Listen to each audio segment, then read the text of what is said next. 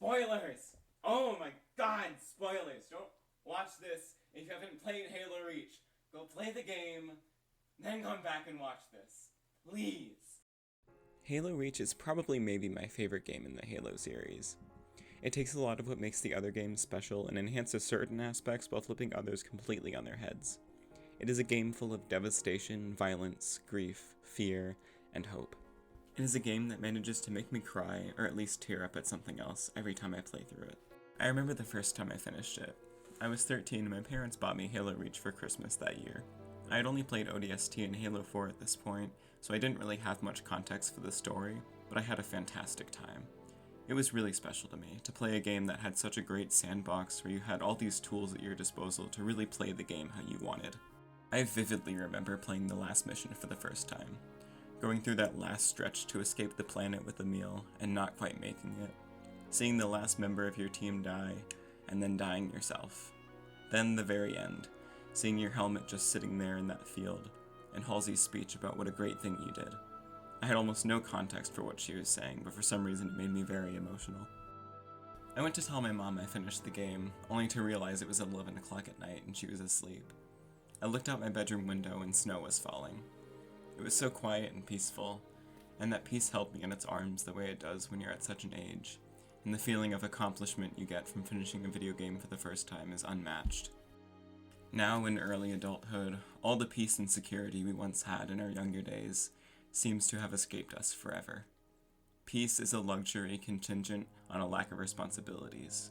Peace is a place you find when your work is done and the horizon is empty. Peace is a place where worry doesn't slowly drill a hole in the back of your mind. In adulthood, when natural peace is so seldom afforded to us, we try to make our own peace. We build sanctuaries. We return to things that we hope will bring back the feeling of what it's like when you know school will be canceled tomorrow because of the snow. When weekends felt longer than 48 hours, and winter and summer breaks felt like forever.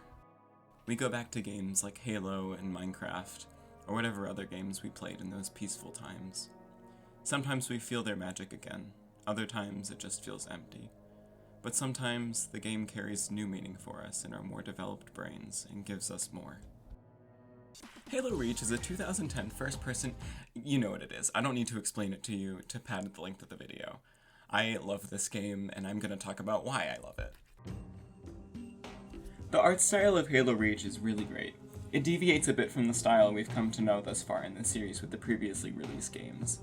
The original trilogy of Halo games has a more bright and vibrant color palette.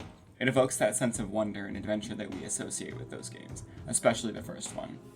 Though the first three games do manage to do darker and more disturbing things within their respective art styles, most of the time they take on a more heroic tone.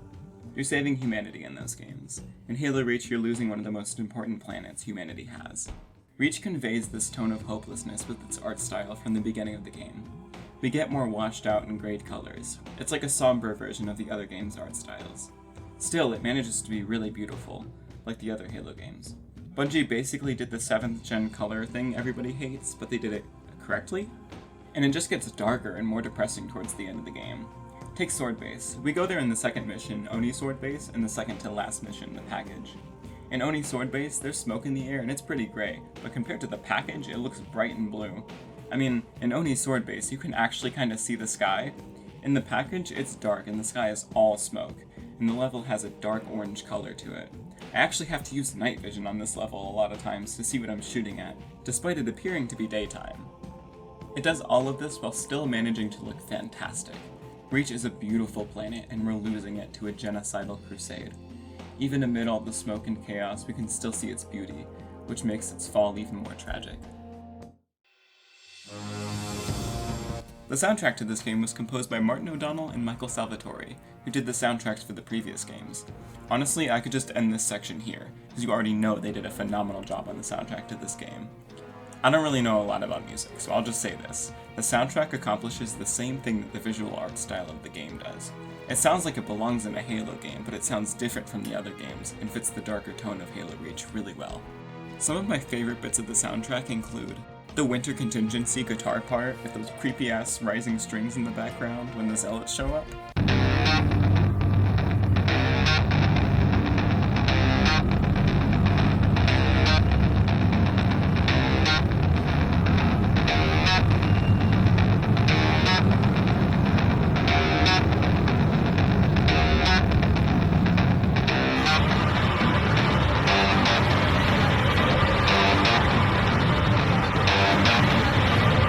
then we get to hear that riff again in Long Night of Solace when you're fighting across the beach.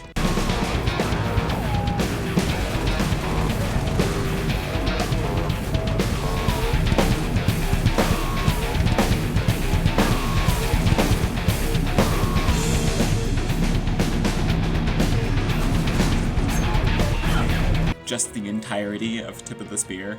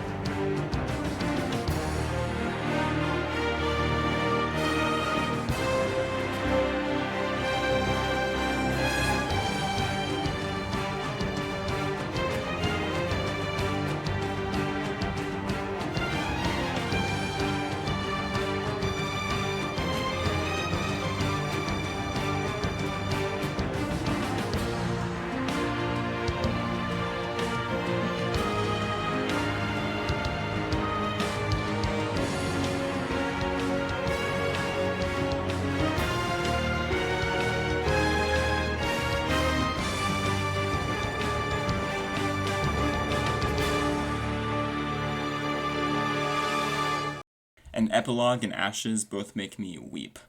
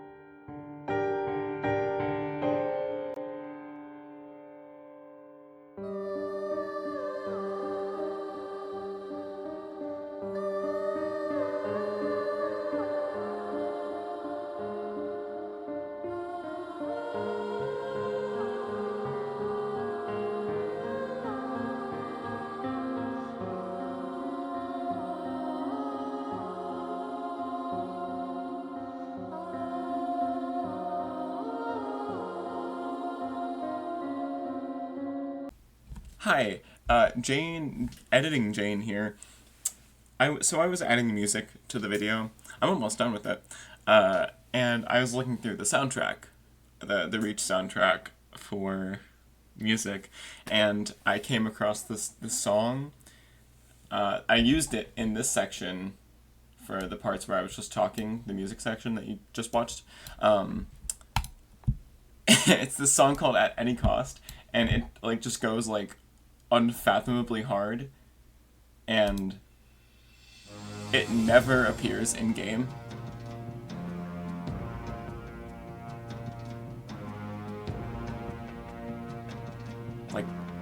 Ever, and it's just on the soundtrack.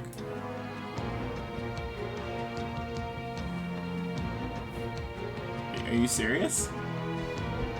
That's all I think I'm qualified to say on this topic. The way the story is presented to us is pretty standard video game stuff. We get most of our exposition and character building through cutscenes. The cutscenes are really, really great though. They're shot like a movie. The cinematography perfectly conveys the tone of each scene. I never get tired of seeing all the creative ways they use different camera angles and shots. Like the opening of Long Night of Solace, where we see all the dust in the air, and then just the foot of a scarab.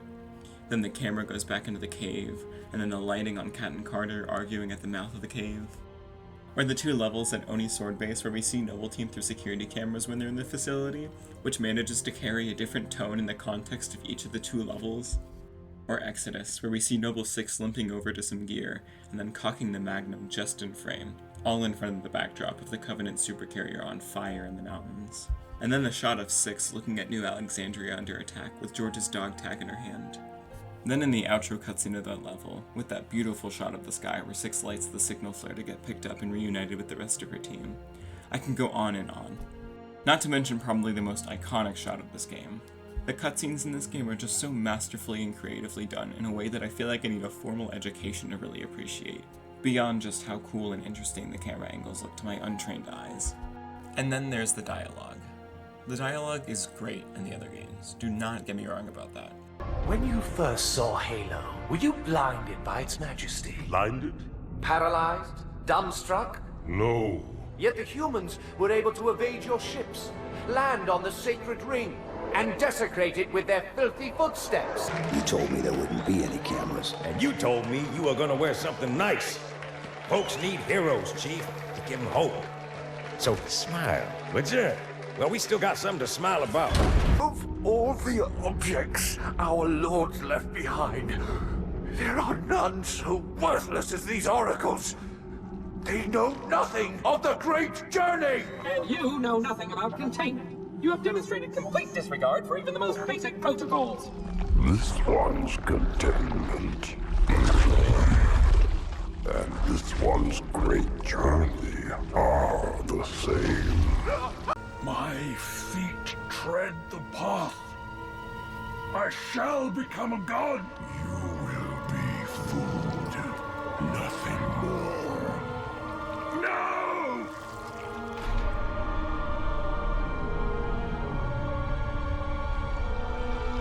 I am truth, the voice of the Covenant.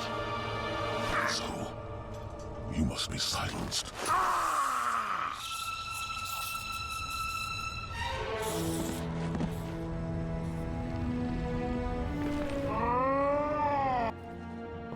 You gonna tell us her name, Gunny? Ms. Naval Intelligence. Our new boss. Oh, brother. So check your mouths, find your chairs, and get set for a combat drop.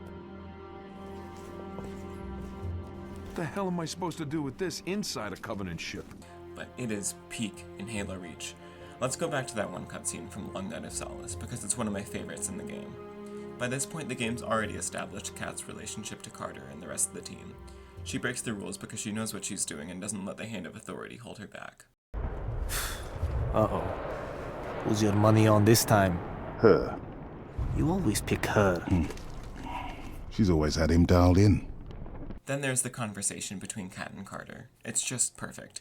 It's funny without being distracting or tone-breaking, it shows off their character and relationship with each other, and it tells us exactly what we're about to do in this mission. It truly is life-changing, inspiring, calming, enjoyable, informative, heartwarming, and useful. Another favorite cutscene of mine is the outro for Winter Contingency, when George is trying to console the girl they found at the Visegrad relay station. George is trying to find out who the girl is, and the game calls back to Halo Combat Evolved in a way that really sets the tone apart from the rest of the series. Real pretty. Friend of yours? Now we just met. Friend of yours? Father, Shine along. I'm sorry. why would you be? I also love this dialogue between George and Emil. No two characters in this game are foils to each other quite like Emil and George. George has a big heart. He wants to save Reach and all the people that call it home. Emil, on the other hand, just does his job and enjoys it. He likes fighting the Covenant and doesn't really seem worried about saving anyone. We'll talk more about him in a bit, though. As an avid enjoyer of the art of storytelling, Halo Reach really does it for me in a way that's unmatched by any of the other games in the series. It combines so many emotions and uses them so subtly that you don't immediately notice until you're like, why am I crying from a game where big metal men shoot aliens? It's like when your dad makes you eggs and home fries on a Saturday morning, and you have no idea what he's seasoned it all with until you're like, whoa, this is really good, what's in this? And he's like, oh, I just effortlessly established the setting and tone with the art style and music within the first 30 seconds of the game, and then I wrote characters that display interesting personality traits in such subtle ways that it makes them feel real. What? The first shot of the game, your helmet discarded in a desolate wasteland with a visible heat rising from the ground and dust blowing around, tells you what you need to know immediately, even if you don't already know about Reach from the lore or what little was mentioned about it in the other games. You're dead, kid. And I don't know much about science or whatever, but I don't think habitable planets are supposed to look like that. Fun fact, that shot was actually done without any editing or rendering anything. The developers just used raw footage of Arizona. Next, we're told exactly what we're about to do and why. Colonel Holland tells us that the Visegrad relay station is down. Probably just rebels, but the soldiers they sent to check out the outage are missing, so we're sending a team of 6 Spartans, including a hulking Spartan 2 to deal with it because Reach is an important colony to the UNSC, and we need to show we need to protect it more. Then we get the most hasty introduction imaginable to our team, and we're told that nobody really wants you here, and you better not cause problems for us with your questionable record and habit of not cooperating with your team. Welcome to Reach.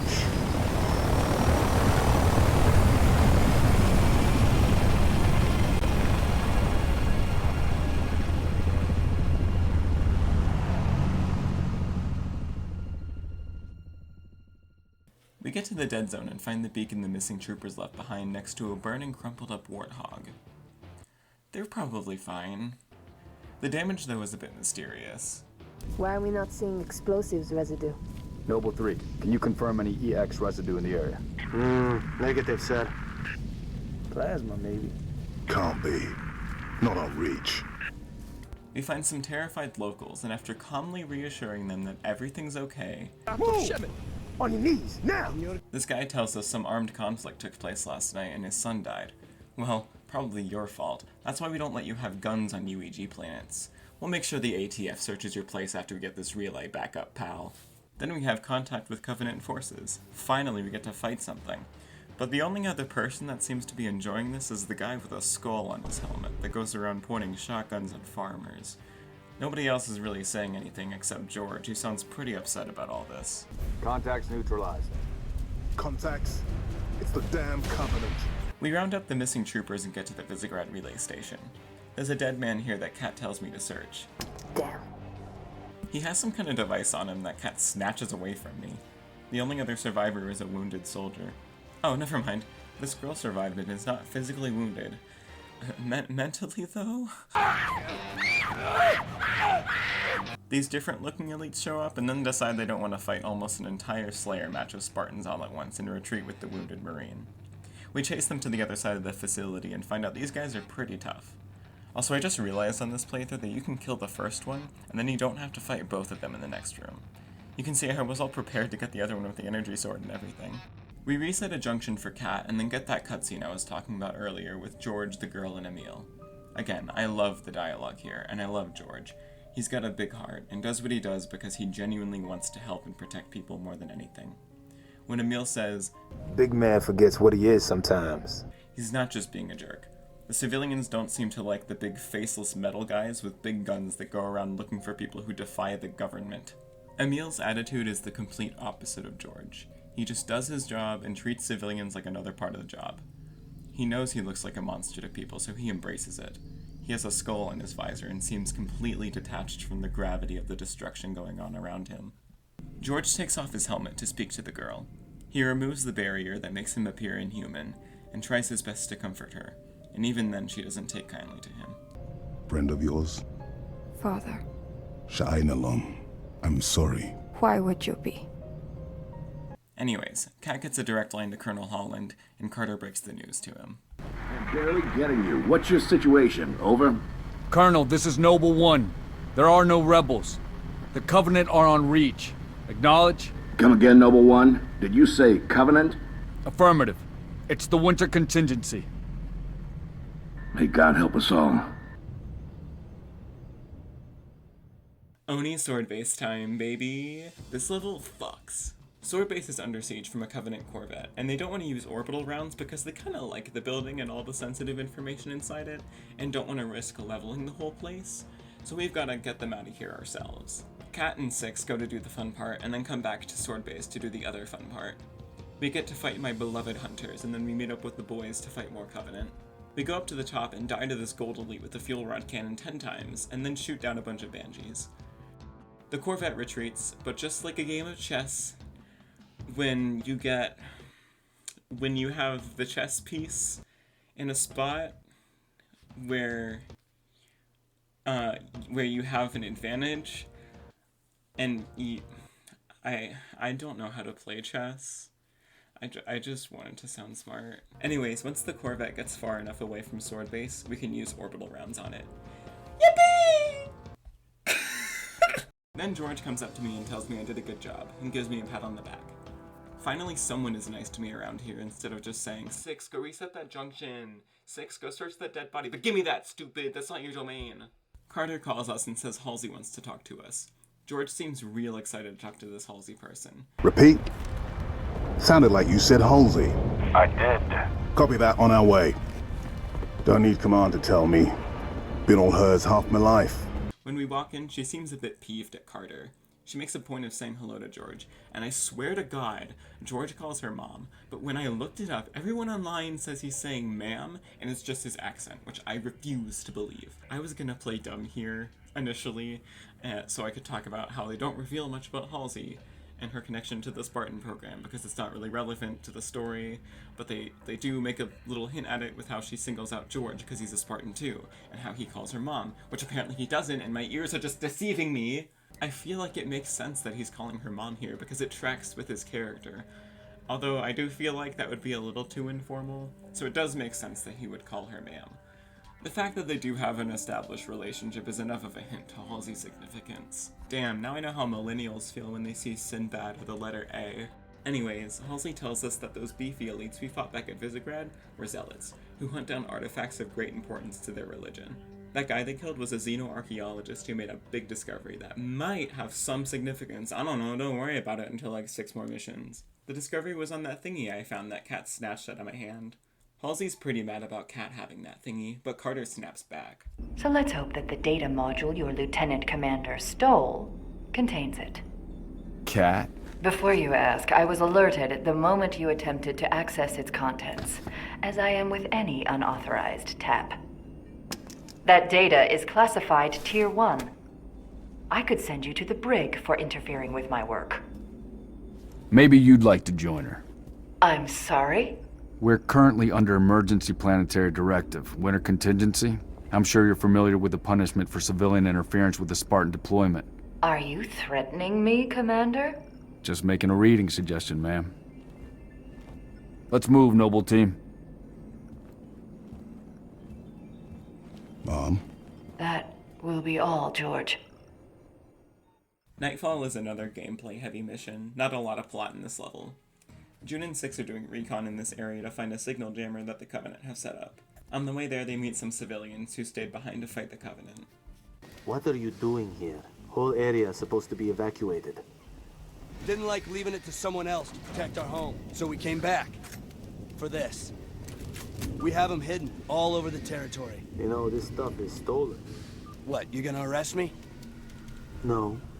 I'm gonna steal it back. They find the jammer, but Kat's like, don't blow it up yet, because it'll look cooler when I do it tomorrow, trust me. So June just plants an explosive in an inconspicuous location. Because wiping out all the Covenant in the area in a big wave defense section, and then just not destroying the jammer is very inconspicuous. Recon Bravo to Noble 2. Charge placed. Somewhere inconspicuous, I hope? Stuck it inside the pylon's power supply. Would they not just send reinforcements after June and 6 leave to look somewhere important, like the power supply, to see that everything is still operational? It doesn't really matter, I just thought that was weird. Next we fight through some more Covenant and find out that they've got a larger presence on Reach than we thought. It's no strike force, it's an invading army. If we're gonna smother this thing, we need to go in hard and fast. Agreed. All recon teams disengage and fall back. Sun will be up in a few hours, and it's going to be a very busy day.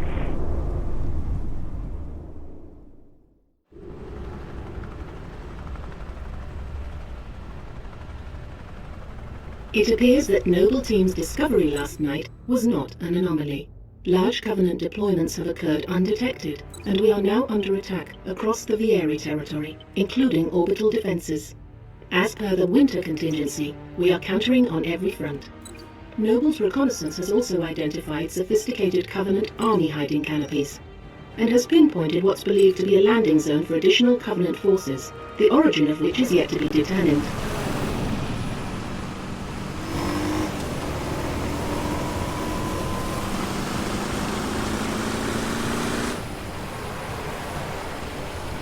That landing zone has been tagged by UNSC Command as a Priority 1 target. Dead charge link is loud and clear. Copy that. Acquiring signal lock on the pylon. Detonating in 3, 2...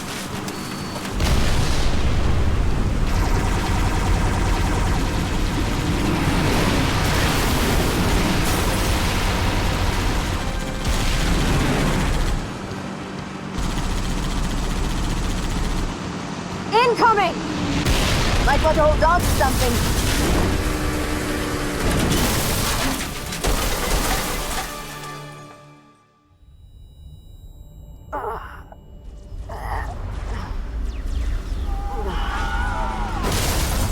Six! Can you hear me? Six, you alright? I could use some help. On my way.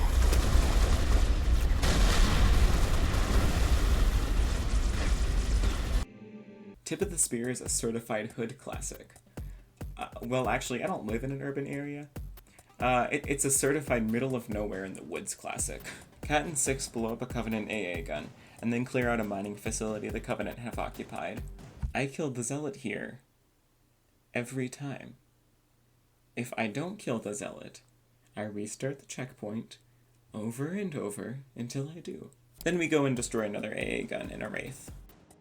Then Carter and George come and pick me up in a Falcon to go check out a big spire, and I get to blow up a bunch of stuff with a mounted grenade launcher on the way there.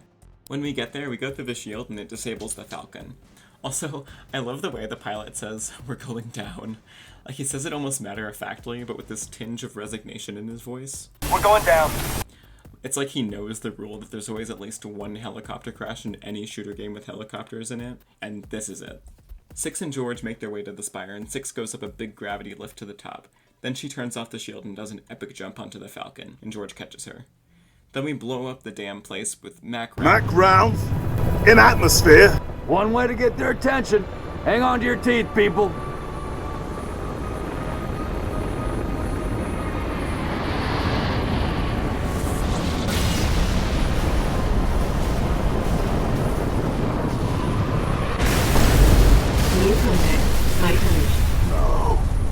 No, somebody tell me this ain't happening. UNSC frigate Grafton. Do you copy? Grafton is dust. We need to get out of here now.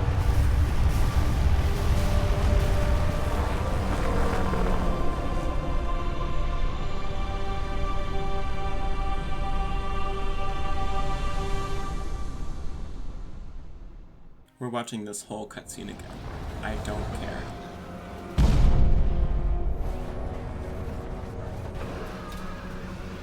Our foe is more devious than we imagined. That spire was indeed a teleporter linked to a cloaked Covenant supercarrier, a grave threat. Thankfully, help is imminent. 60% of the UNSC fleet is en route to Reach from existing deployments. The first battle group should arrive within 48 hours. 48 hours? That's imminent? Uh-oh. Who's your money on this time? Her. You always pick her. She's always had him dialed in. That thing's crushing us and we're waiting for backup. They'll be backing up a graveyard. All our nukes are either out system or went down with the ships that carried them. You're preaching to the converted. How converted? I know that look, Cat. You can say no. No. You don't even want to hear it? Fine, I'll hear it. Remember that accident a couple years back? Colony ship en route to Cygnus, 700 dead. Vaguely a slip space drive malfunction, right? Actually, it worked fine. The drive was mounted improperly after a service haul-out. When it fired, it teleported half the ship to oblivion. This is relevant. How? A certain Covenant supercarrier could, with some assistance, suffer the same unfortunate accident. Even for you, Cat, that's... Inspired? Not the word I would use. What's going on? Go ahead. Explain. May I? Don't cut yourself.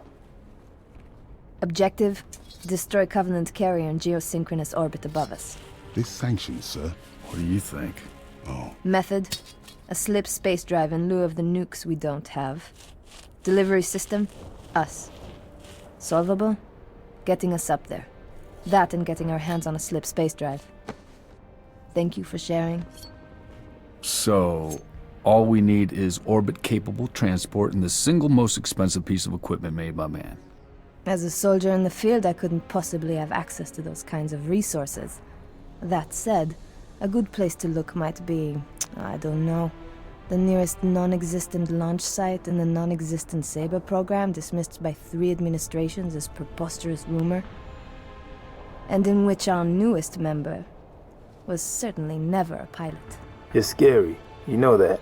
All we need is a green light from Holland. Good luck with that. You're the one asking him.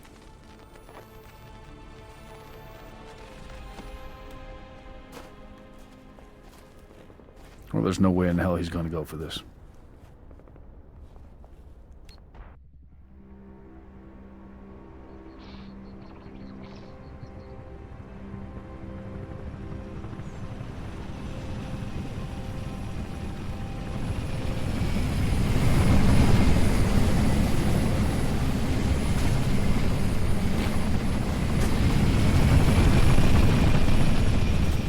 Bit of a hike to the launch facility. Any closer is too hot to land. Copy that, Commander. Move up the beach, Noble. Okay, so we fight our way down this beach to the Saber launch site, and the super cool guitar part from Winter Contingency plays again, except with no terrifying screams this time. We pretty much just run through the facility to the Saber and take off.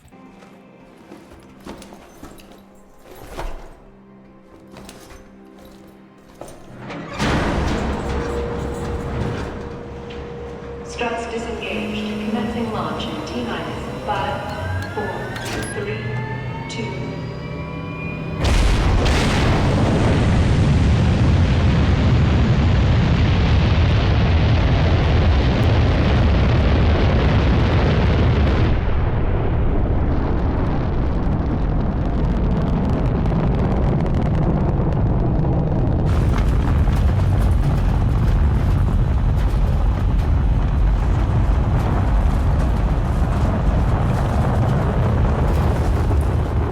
First stage engine burn nominal.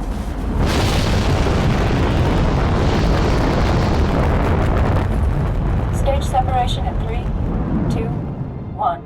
Stage separation.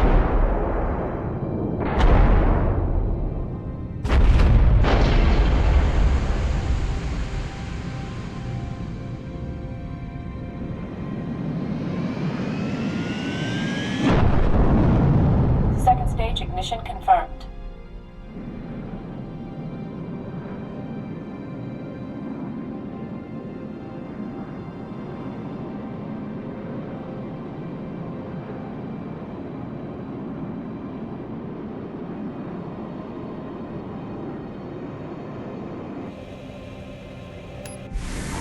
We do a bit of space combat, which is pretty fun on lower difficulties, and barely doable on legendary. Like, dog, I just go into this debris field down here and just spin in a circle until my shields recharge. I don't think this is how this was meant to be played. After this insanity, we board a Corvette and clear out all the Covenant on board. Then we send it on a refueling route to the cruiser that we're trying to blow up. I'm sorry.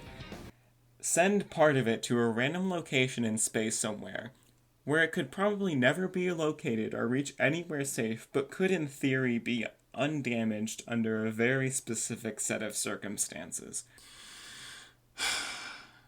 You know what's coming.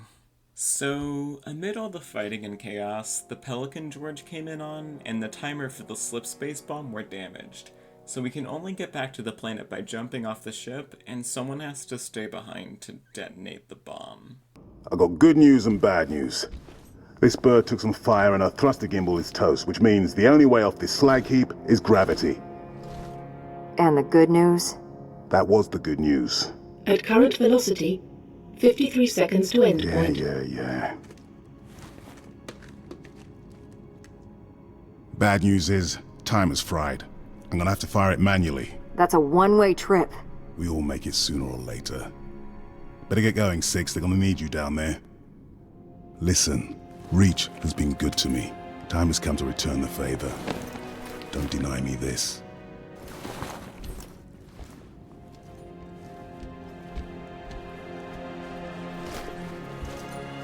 Tell him to make it count.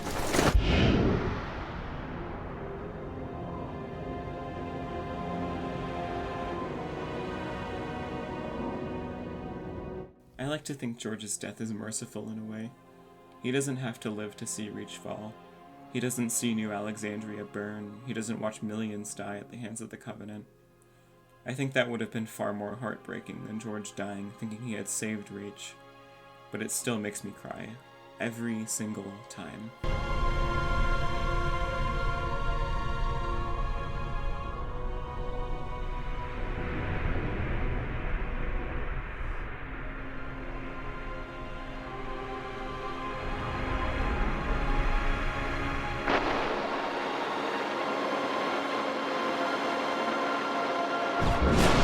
Slip space rupture detected. Gamma station control, reading multiple pings below the orbital defense Slip grid. space rupture detected. Yeah, we're picking up anomalies too. Are you reading Slip it? space rupture detected. Multiple Covenant signatures. Slip space Does anyone have rupture a big... detected. They're everywhere! Slip space rupture detected. The whole damn Covenant, Slip please. space rupture detected.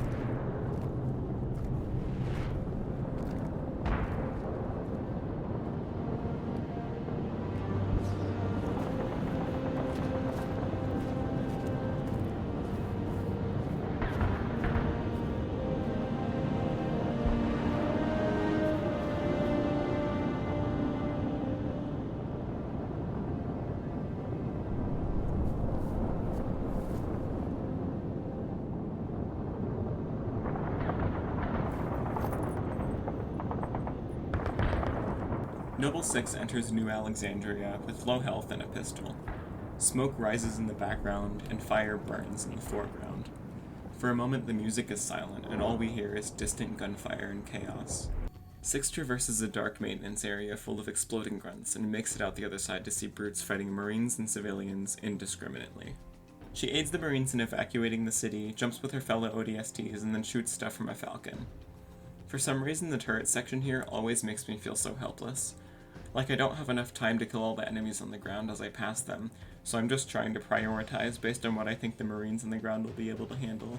The evacuation is not going well. Over the radio we hear the pilot of a civilian transport clamoring for air support to cover their escape. They give up on waiting, and the transport is destroyed right before our eyes by a Covenant Corps. And a little bit of chicken fried. Cold beer on a Friday night. A pair of jeans that fit just right. And the radio. Get 5 boneless wings for $1 with any handcrafted burger. Only at Applebee's. The Falcon lands, and 6 is instructed to get the AA missile batteries back online to cover the evacuation. She gets them back online and the Corvette is shot down. As the last transport leaves, I'm told that I saved a lot of lives. But as valuable as those saved lives are, I can't help but think of the countless others that we failed to save. We're losing and we can't even run away successfully. I also love this cutscene too. Copy. Repeat, this is Noble 2, Noble 6, Noble 5. Do you copy? This is 6. Go ahead, Noble 2. We picked up your transponder about an hour ago, but could not risk open comms. Covenant have the city sealed tight. We're getting nothing from George. He didn't make it. Understood. What's the situation at Starport exit? The last transport is away. All right. We're bringing you to us.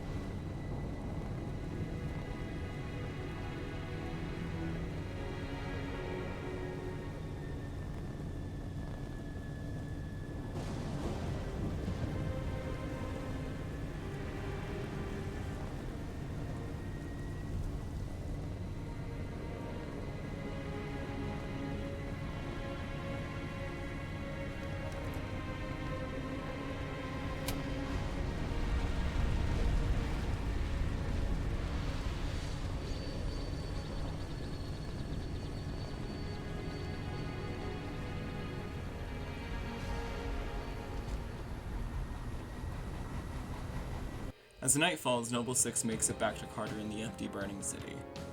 I am not a speedrunner, so I enjoyed this mission quite a lot. We get to fly a Falcon, which is pretty cool, and fighting Banshees in the air is fun. We need to go around the city and disable jammers the Covenant has set up in various locations. More jammers? She goes to a nightclub, a hospital, and an office building and disables each of the jammers. She's also graced by the presence of Edward Buck and helps him out of the city. After destroying a bunch of shade turrets to help some more troopers evacuate, 6 arrives at the Oni building and reunites with the rest of Noble team. As Noble sits in the dark building, they reflect on George's death. Keep him. I gave him to you. I'll honor him my own way. George always said he would never leave Reach. The big man was sentimental. He gave his life thinking he'd just saved the planet. We should all be so lucky. Then June asks about a rumor about Spartans being assigned to evacuate civilians. Sir, that true about Gauntlet Red and Echo teams assigned to civilian evac ops? I never really paid attention to the significance of this question before, but evacuations are typically not what Spartans do. If the UNSC needs to deploy their strongest soldiers just to evacuate civilians, the opposing force must be a lot stronger than us. You didn't answer my question. You want to know if we're losing? I know we're losing. I want to know if we've lost. Also, I like how when June asks about that, Carter immediately knows he heard it from Kat. Like, he just instantly turns around. Those are senior level communiques. I hear what I hear. That's what I love about Kat. She breaks so many rules and seems to be able to learn pretty much whatever restricted information she wants because of her technical skills. Anyways, Colonel Holland is trying to communicate with Noble Team on an open channel, so it must be important. Colonel Holland, hailing us. What's he doing on an open channel? Let's hear it. In the southwest quadrant of the city. Over. Sierra 259. If you are receiving, I am authorizing override of radio security protocols to link with this channel. How long for a secure link? I can't guarantee secure anymore. Could Covenant trace it to us? I could. Noble Leader, this is a Priority 1 hail. If you are receiving, acknowledge immediately. Keep it brief. Carter here. Yes, sir. We got movement. Multiple Covenant vehicles vacating the area. And they're in a hurry.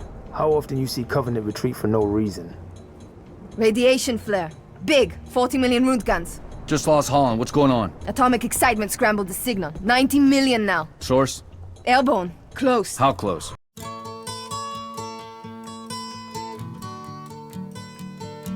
So the Covenant have begun glassing the city, so we need to make like a tree and get out of here.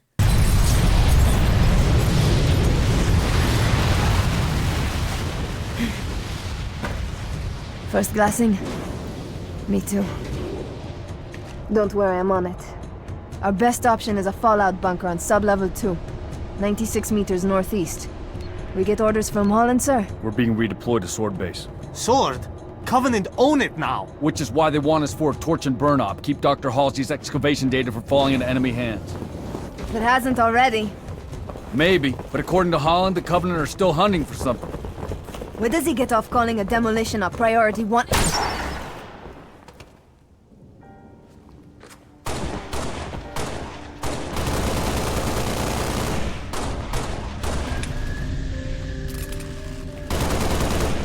Come on, get in! Let's go, come on! I've always been acutely aware of the way the door brushes up against Kat's lifeless foot, almost like Reach itself is prodding her to make sure she's really dead.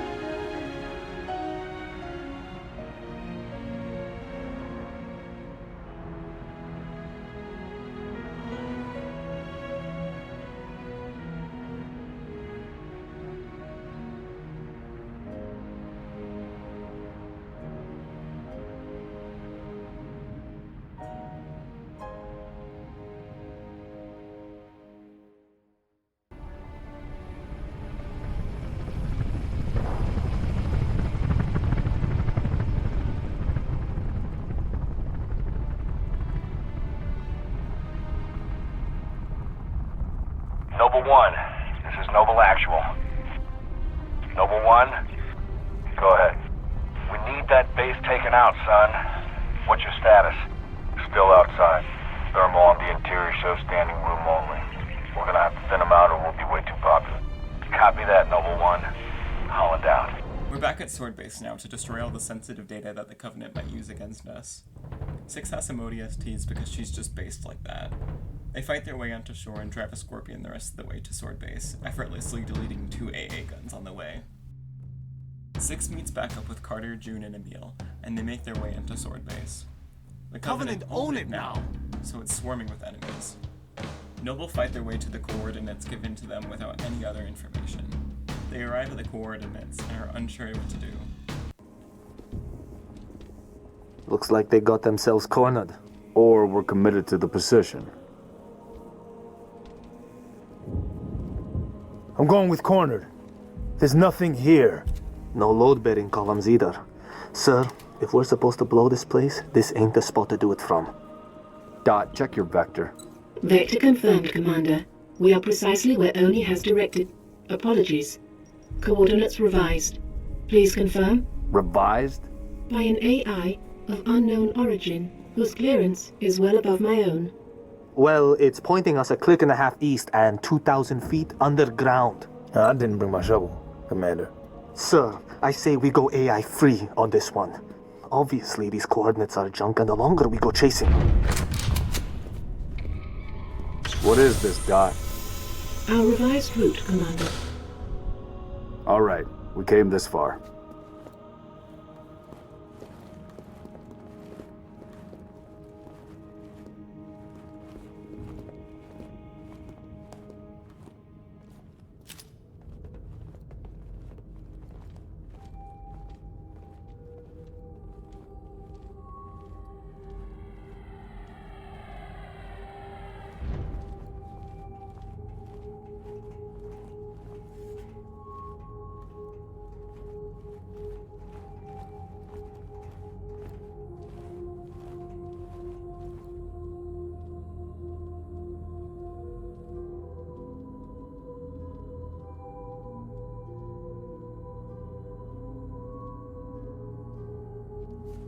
Your new AI friend tell you anything else, Dot?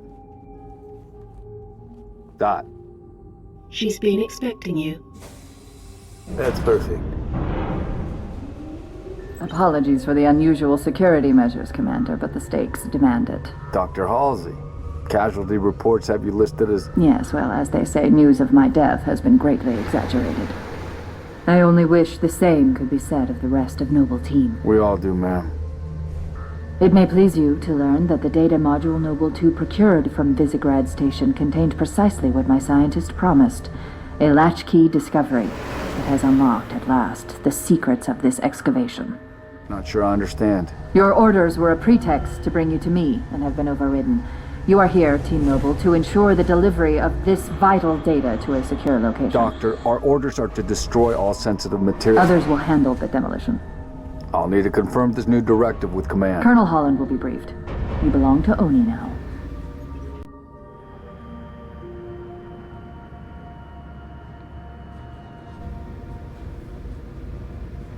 Before you is an alien artifact neither human nor Covenant in origin, advanced beyond our comprehension, until now. Thanks to Noble 2, the decrypting of its data is nearly complete. Whatever we're doing down here, we better do it quick. Have your data ready, ma'am. We're coming to you. The decrypting process is still underway. I don't think you understand. We're out of time. If it isn't portable when we reach you, it's gonna get buried. Bury any of it, and you bury mankind's best chance for survival. Commander, you've been wondering what your Spartans died for? They died for this. Please, buy me all the time you can.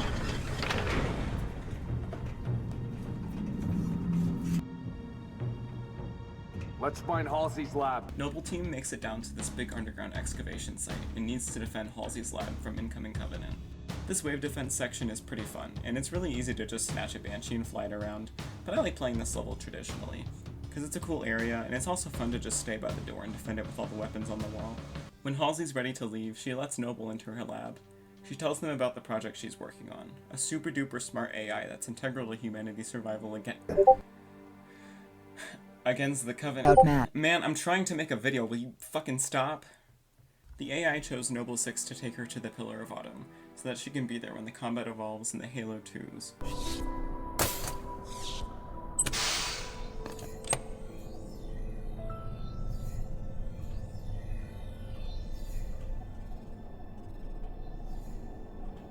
Take it, Lieutenant.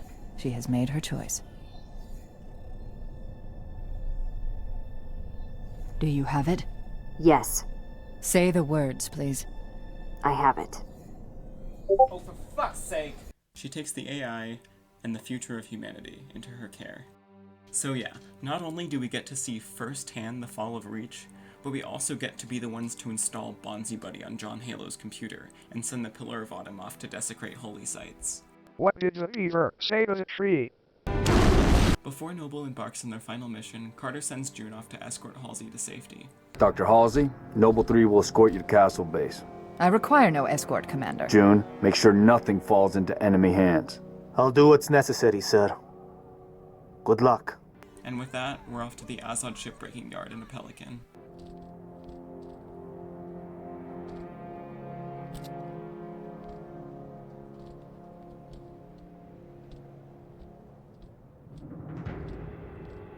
I need a heading dot. At 3 kilometers north, turn right, heading 050. Which leads to? The shipbreaking yards in Azad, the only off-planet extraction point left on this continent. Small-scale air attacks have decimated many convoys en route. An armada of Covenant cruisers is hastening to the site as well. UNSC cruiser Pillar of Autumn is awaiting your arrival. Wouldn't be a Noble mission if it were easy.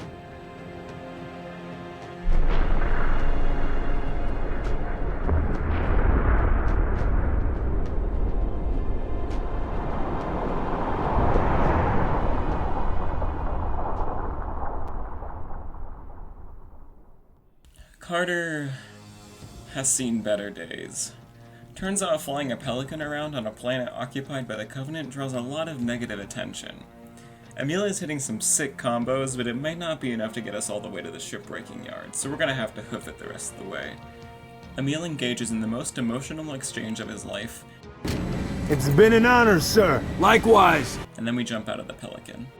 Noble 6, forgetting that time is of the utmost essence, proceeds to jump off a cliff 90 times for some unknown reason.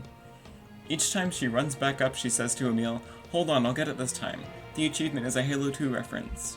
Once she gives up, Emil reveals to 6 that he is the only licensed driver in Noble Team, and proceeds to prove his skills by evading a scarab and pulling off a sick jump over a destroyed bridge using his telekinetic powers. 6 destroys a wraith with her fists, and then descends into a crevice where she and Emil are met by a scarab blocking their way. We can get past this, sir. No, you can't. Not without help. Commander, you don't have the firepower. I've got the math. Solid copy. Hit him hard, boss. You're on your own, Noble. Carter out.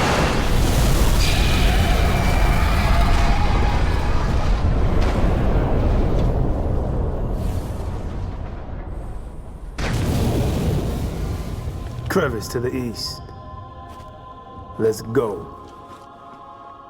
The remaining 2 members of Noble Team fight their way to the dry dock to link up with Keyes, but the platform needs to be cleared of all the Covenant obstructing it. Emil goes up to the Mac gun to cover Keyes' landing and the departure of the Autumn, breaking my fucking heart in the process. Keyes lands and 6 passes the torch to him just before the final gut punch of this game.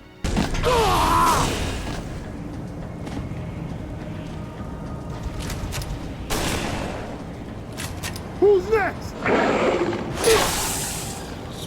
I'm ready! How about you? Now 6 has to cover the Autumn's escape. She fights her way through a bunch of zealots and then...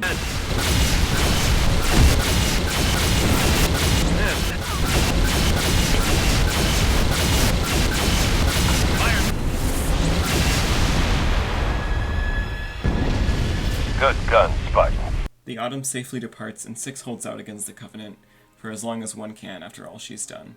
Or, you know, she could just fight off the Covenant indefinitely and live in a cave somewhere and never die, because that makes a ton of sense thematically. The Pillar of Autumn flies towards Halo, and there's a lot of space on the right side of the screen for some unknown reason. Probably just some very tasteful decision 343 or Microsoft made. For real though, the message Bungie left at the end of this game is really touching, and it should be an MCC, though I doubt they'd ever restore it. They should. It would be the least they could do for the team that gave their console its position in the market and produced one of the best and most successful video franchises ever, but yeah, whatever, let's just pretend they don't exist and remove the credit sequences from all the games on MCC. Rant over. Sorry.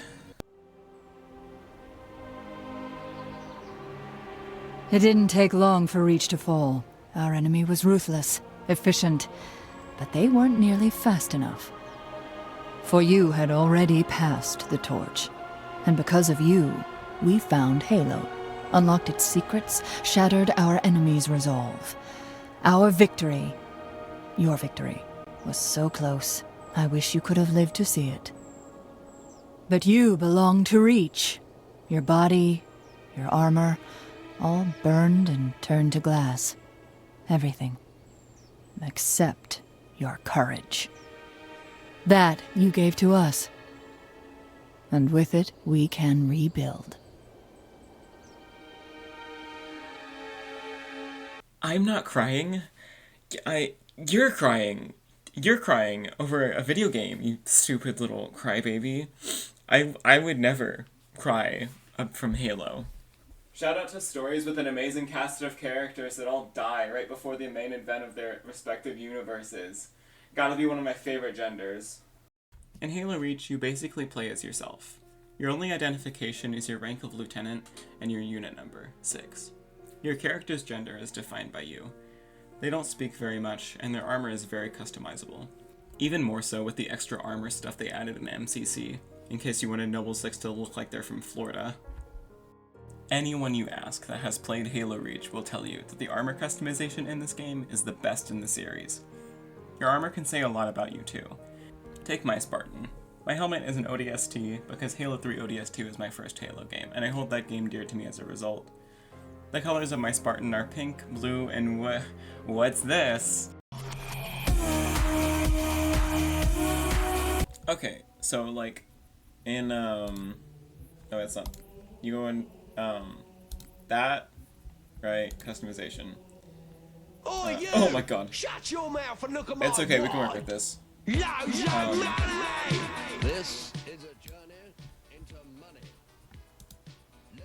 Okay, anyways, you know, you want to get that, this is the right, that's the left shoulder. You get that grenadier shoulder, and then you select, you have ice for the left one, and then rose for the right one. I mean, you can go different colors with that, like, but I feel like rose looks the best. And that's how you do the trans-like. In Halo Reach. But yeah, your customized armor really gives you a greater sense of identity with your Spartan. It's super duper cool. Halo Reach is fun, like, seriously fun. It's probably my favorite Halo game to fight the Covenant in. It also has my favorite weapon in any Halo game. I am not kidding. And now, a reading of a piece of classic literature. The DMR is terrible! Crappy-ass bloom bullshit, and 5 slow-ass shots to kill. Needle rifle is better. Pistol is way better. Don't complain just because you can't get a headshot. Sorry, Wheel, I'm awesome. It's still a terrible gun. And he linked his stats. So let's take a look. Okay.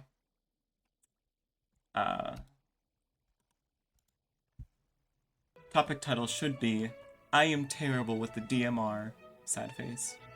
Lol, are you kidding me? You've barely played the game and you're already knocking on the BR? It's not that it sucks, you just don't know how to use it. The needle rifle is awesome, but not as accurate. The pistol I prefer because of the close range damage and speed, but at a distance, the BR will own any pistol. I've played over 100 matches. I have other accounts, and I'm not talking about the BR. The fact that you have a one weapon should rule all mentality makes me pity you. Of course you do, you just posted on your account with only 4 matches played for the lulz. Fully is an idiot. I don't want the BR back. In my first post I said I like the needle rifle and pistol. Actually, we are all talking about the BR. If we're in a Halo Reach forum talking about a gun and referring to it as a BR or a DMR, it's the same damn thing. Why don't you go back and read what I said now that you know what I'm talking about? Or better yet, why don't you go mess around with it some more or play some SWAT or Team SWAT? Yes, I mean the DMR. DMR gang, where you at? The DMR is great. It's good for headshotting grunts and jackals, and for finishing off elites and brutes after breaking their shields or armor. In multiplayer, it's good to use after breaking an enemy's shield with an assault rifle. The Magnum in Halo Reach is probably my favorite in the series, because it's also good for finishing off elites and dealing with grunts and jackals at close range. The needle rifle is bonkers, and I love it. The grenade launcher is really cool. I like that you can keep the grenade bouncing around for as long as you want until it gets where you need it to explode. Plus it stuns vehicles and breaks shields. The focus rifle just annoys me because I'm really bad at it, but it is absolutely menacing in the hands of jackals. Armor abilities are kind of cool, actually. Sprint probably shouldn't have been one, but I don't mind it. I see Sprint as an armor ability for people who don't want to use armor abilities, like the default option. The amount of abilities in Reach are actually pretty great and balanced. I don't know how they messed it up so bad in Halo 4 when Bungie already made a good set of abilities in Reach. Hologram is probably my favorite ability because nobody likes it. I don't know about you, but making people in multiplayer run after your hologram and try to fight it will never not be entertaining to me. You just have to actually strategize with it and it'll pay off. Drop shield is really useful in the campaign and firefight, especially if you're getting destroyed on harder difficulty levels.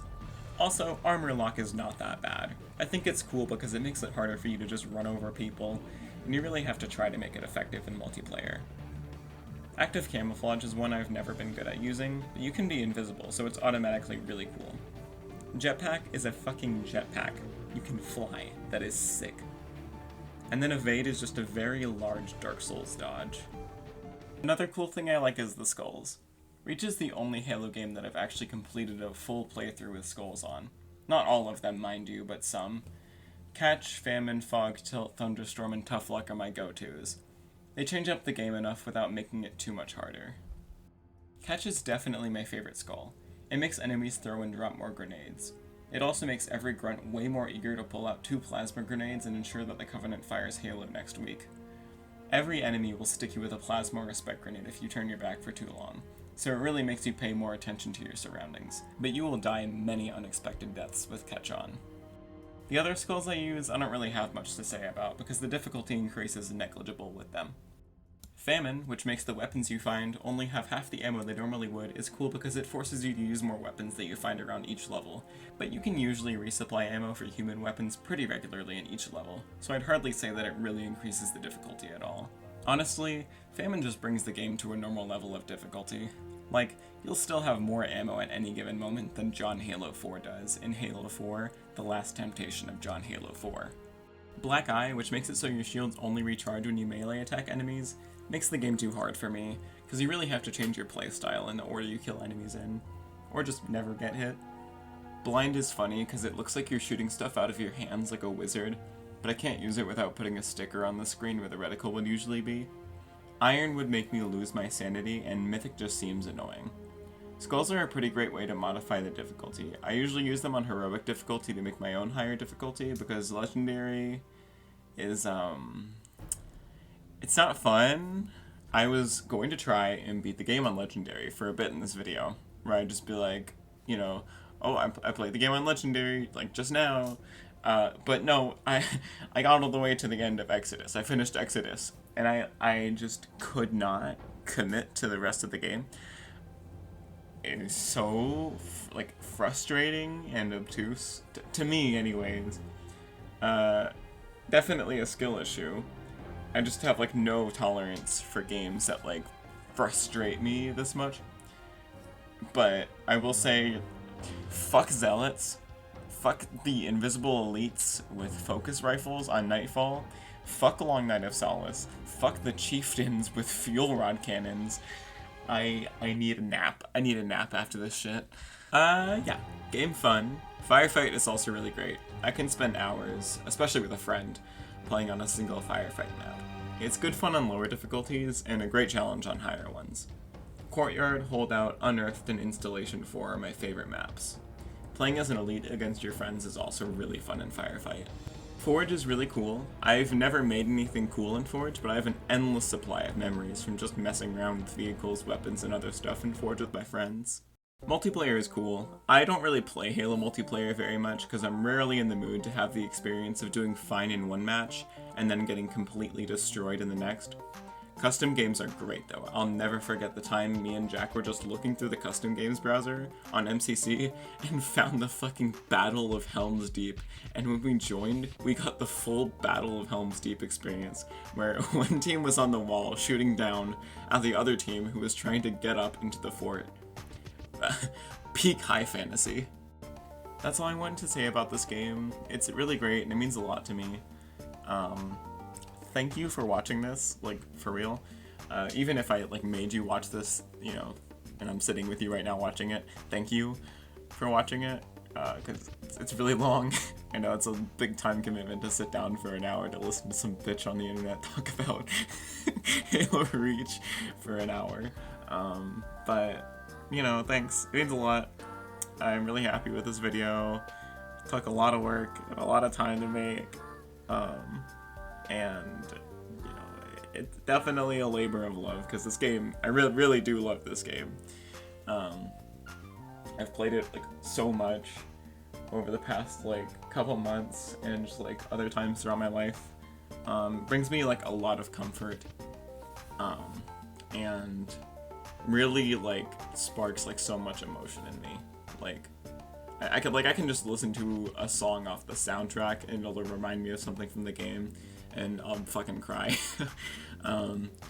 But yeah, this is a long video. Probably won't be a regular thing where I make like hour-long videos. So I have another video like already completely written, but I was gonna make it in like a different style. Hopefully that video is like, you know, less than 20 minutes. And then I have another idea for video that I'll probably also get out at some point. I have to just do everything for that though. I haven't even written that one yet, so hopefully this channel isn't dead for another 6 months.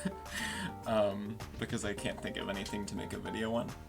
But anyways, that's it. I'm sorry. Tune in next time when I talk about something else I like. Bye bye.